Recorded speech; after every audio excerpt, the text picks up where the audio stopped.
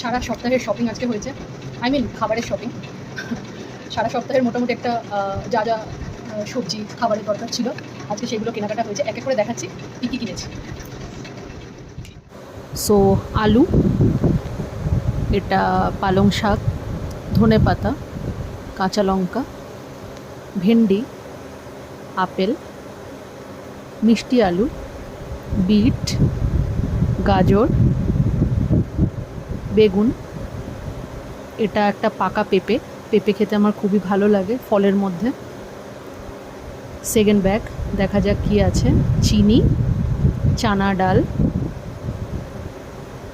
পনির, এটা frozen vegetable, আমার জন্য খুব সুবিধা হয়, একা থাকলে কিছু কাটাকাটি করতে হয় না। 500 গ্রাম চিকেন,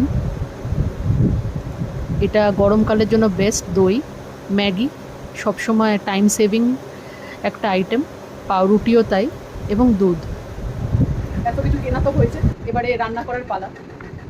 কবে রান্না করি, কবে রান্না এক একটা করে চেষ্টা করব সেগুলোকে ভিডিও করে আপলোড করার। Let's C.